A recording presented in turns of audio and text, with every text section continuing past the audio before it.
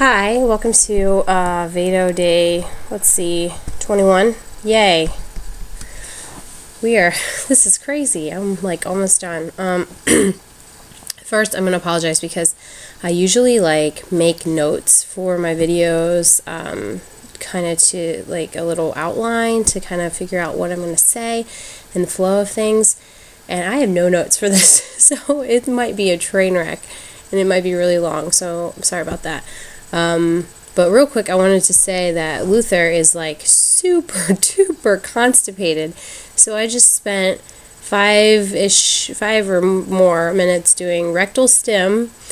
It's a nursing term, look it up, on him. And then I give him some pear juice. I heard from another mom that like the pear juice from a can, like that comes with canned pears, but the juice part, just gave him like 3 mLs of it. He hated it. He was trying to spit it back out. But anyway, so we'll see if that works. He is just like pooping little rock hard pellets. I feel so bad for him and he's uncomfortable. So if anyone has any better kind of like natural remedies for constipation, I'd love it. I've never had to really deal with this because usually boys don't have constipation like ever.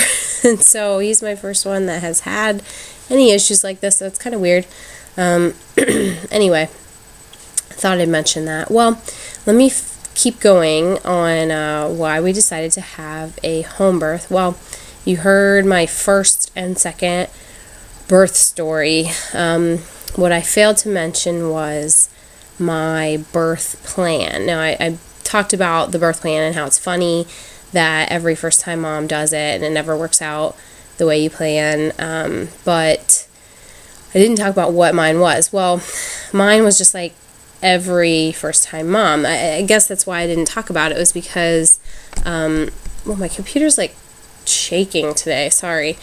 I didn't talk about it because I just assumed everybody's birth plan is the same. Like, isn't it funny how like every single mom like wants to experience real labor, like unmedicated labor? It seems like almost every single mom, like especially first-time moms, are like, oh, I want to try without an epidural. Like they always say that.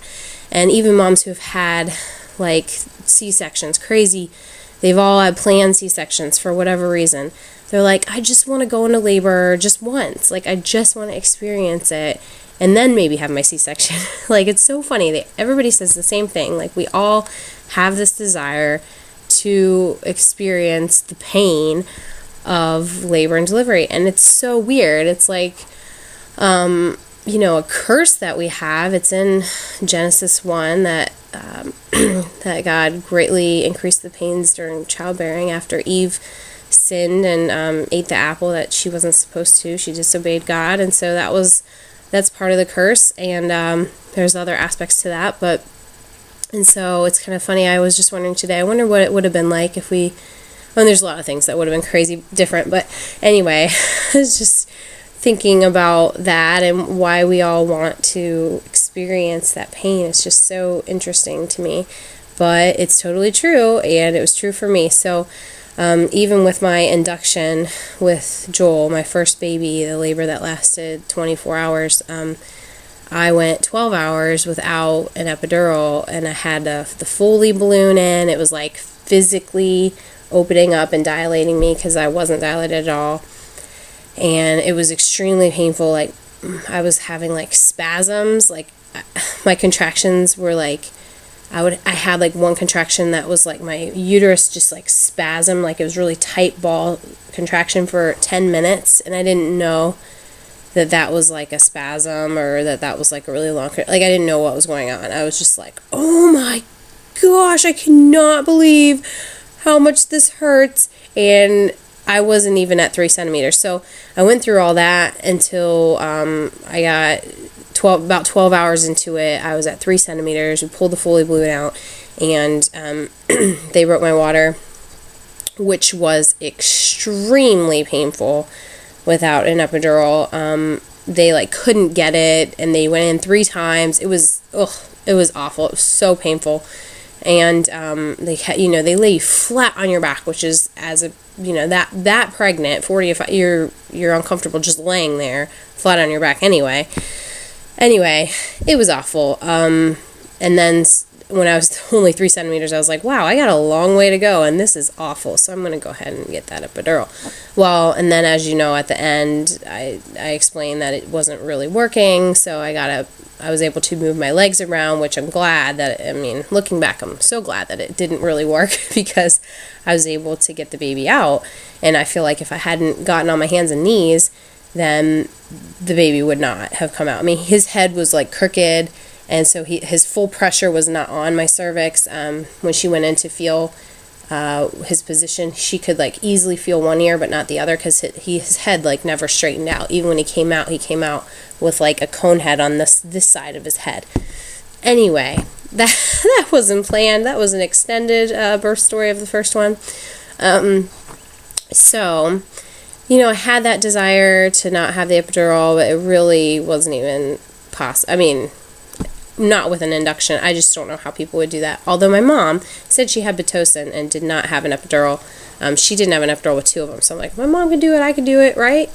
But no, I couldn't. And so then with Judah, my second baby, he, as I told you, he just kind of flew out. I only had 12 hours of labor. It was really easy. But when I got to the hospital, I felt like Joel would have been more comfortable if I had the epidural, so I just did it. I didn't really plan mentally to fight that fight, and I don't know if I had planned if it would have been possible or not. I feel like it might have been, because it was only 3.5 hours.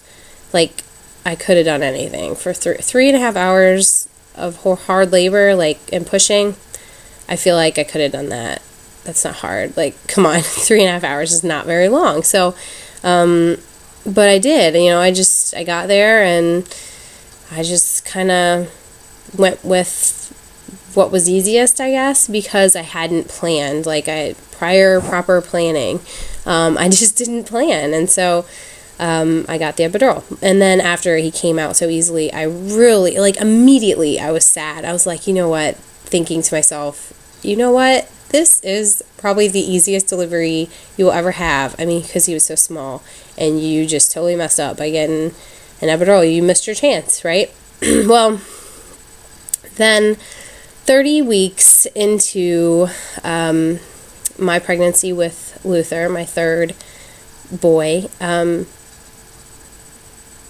he's in his crib right now, and I just heard him, like, kind of cry really loud. I wonder if he's okay.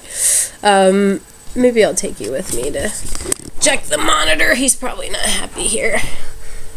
So, 30 weeks into it, I kind of was looking back on the whole Judah situation. Oop, here we go. We're looking at the monitor. Oh, there he is. He's not happy.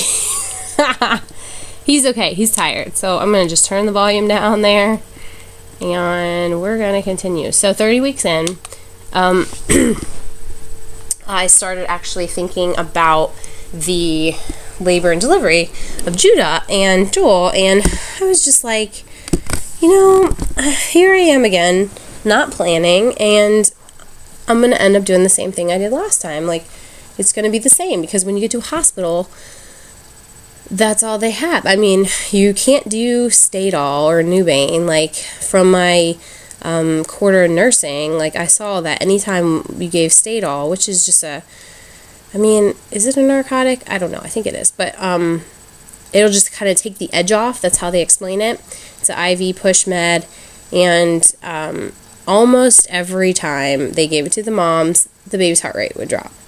So even then, I wondered to myself, why are we giving this medicine if it drops the baby's heart rate? And then when the baby's heart rate drops, we have to do a C-section. Like, it happens almost every time. Why do we keep doing it? I mean, every once in a while it didn't happen, but it was like almost every time. So, I mean, even all the nurses working on the unit were like, when I get pregnant, I'm never going to do Stadol. Everybody knows not to do it. So why do we still keep offering it? I don't know. Maybe because C-sections are so easy to do nowadays. I don't really know. I'm not going to get on that rant too bad. But so the only thing they have is an epidural. I mean, most hospitals don't have a tub that, it's so nice to get in the water when you're in labor.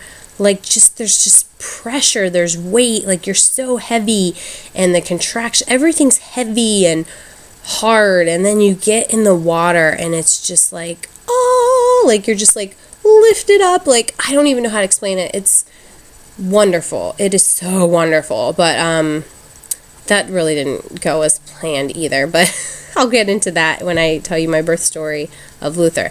Right now we're going to focus on why I came to the conclusion of doing a home birth with Luther. So by 30 weeks, I was thinking to myself that I wasn't planned for anything again, and I knew that the only thing the hospital had was an epidural, and that if I was there, I could, hire a doula, pay a bunch of money for that, but I just didn't know if I wanted to go that route. I still felt like it would be a battle, like even if I had a doula, that I felt like the nurse would want me to,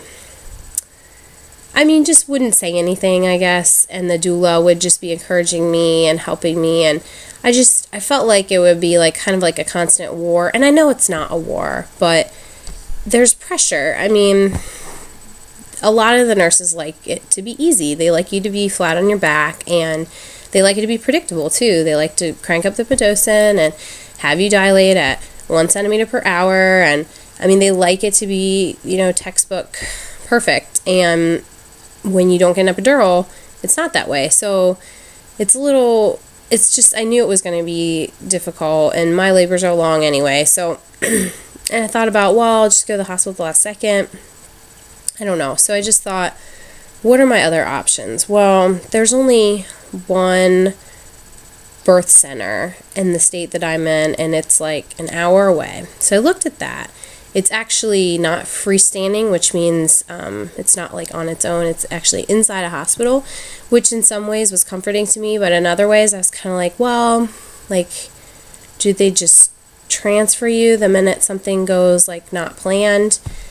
And why do they staff all nurses if it's a birth center? Like, nurses are more expensive to staff, and nurses give medications. So I'm like, if these women are all going to this birth center to have a natural birth, but they have a nurse, an RN taking care of them,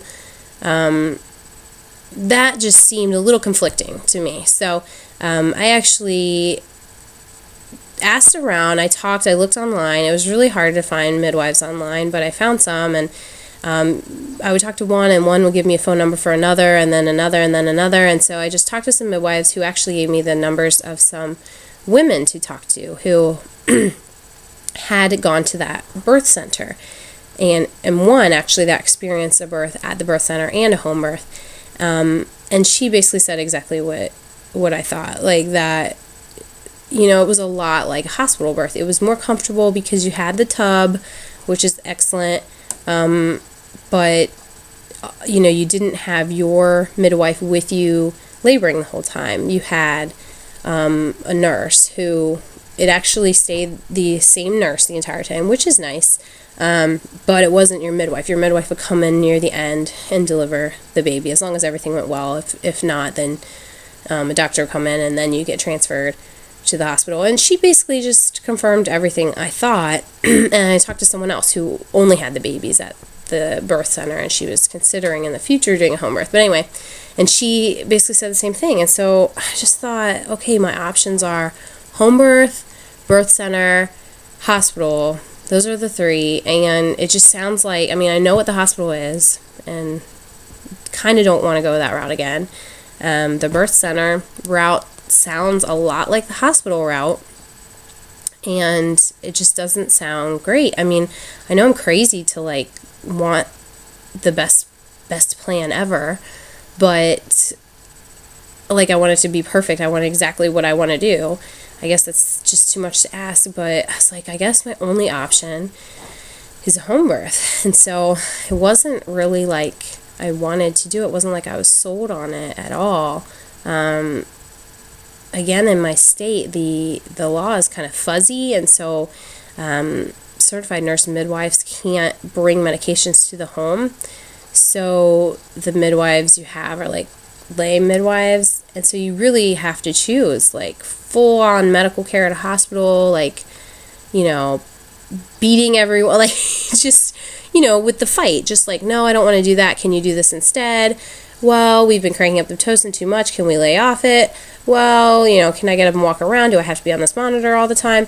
I mean, that whole fight, do I want to deal with that? Or do I want to deal with, like, herbal podunk, like, here's some herbs for your pain, like, home birth? Those are I'm like, oh, no. Oh, another thing to mention is the birth center. I did say it's an hour away from my house, but you obviously have to go to checkups. And I had 2 kids, you know, a 3-year-old and a 1-year-old, and I didn't want to cart them, you know, an hour away for a checkup every week near the end of the pregnancy. That just sounded like awful. I mean, horrible. Who wants to do that? So, that was a big part of the decision making too. And then talking to the 2 women who had experienced the birth center. So I started looking at home birth midwives, and I started kind of talking to Joel about it. And I will tell you, the kicker with Joel, it was a little hard to convince, but he, when I said to him that if I don't do it, I'm always going to wonder what it'll be like, because it's just kind of something I want to do. I'm always going to want to do it, and it's like running a marathon or some big lofty goal that you have that you're just like, oh, I just want to do that. I want to, like, accomplish that. I want to challenge myself. I really want to. That's what it was. And I knew a lot of the other aspects of it would be just healthier for the baby and for the mom, which I'll get to that later. But yeah, so when I said that, he was like, all right, let's do it. Let's pray. Let's trust the Lord, and let's do it. Let's look at these midwives and talk to them, and we'll do it. And I was like, oh my goodness, we're actually going to do this? Like, we didn't know anybody who had really done a home birth. We had one semi-acquaintance, I mean, that Joel knows, that had done a home birth, and I thought they were crazy weird. So this was like brand new. Oh my, 30 weeks. I mean, I'm in the last trimester, and I'm switching to a midwife, and so then I had the challenge of finding one and talking to her and interviewing her. So I'll talk about that later. Woohoo! Thanks for listening. Sorry it was long.